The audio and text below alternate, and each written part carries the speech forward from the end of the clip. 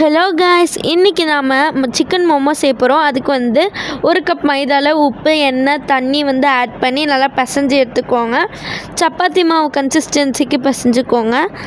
அதுக்கப்புறம் இந்த மாதிரி பிசைஞ்சு எடுத்த பிறகு அது ஒரு இடத்துல ஸ்டோர் பண்ணி வச்சுருங்க ஒரு 10 மினிட்ஸ்க்கு. அதுக்கப்புறம் சிக்கன் 65 எடுத்து சின்ன சின்னதாக கட் பண்ணி ஒரு பேனில் எண்ணெயை ஊற்றி வெங்காயத்தை போட்டு அதை நல்லா வதக்கி எடுத்துக்கோங்க.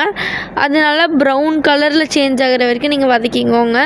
அதுக்கப்புறம் இஞ்சி பூண்டு பேஸ்ட் ஆட் பண்ணிவிட்டு சிக்கன் அண்ட் கரம் மசாலா ரெண்டுத்தையும் ஆட் பண்ணிக்கோங்க.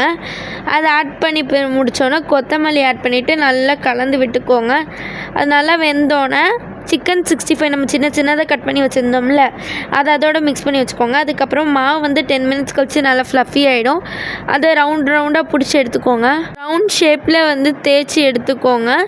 அது தேய்ச்சி எடுத்தால் தான் நம்மளால் மோமோஸ் பண்ண முடியும்.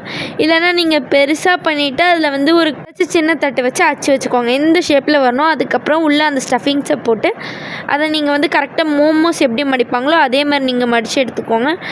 அதுக்கப்புறம் இதே மாதிரி நிறைய மோமோஸ் செஞ்சு வச்சு ஒரு பிளேட்டில் வந்து ட்ரான்ஸ்ஃபர் பண்ணிடுங்க.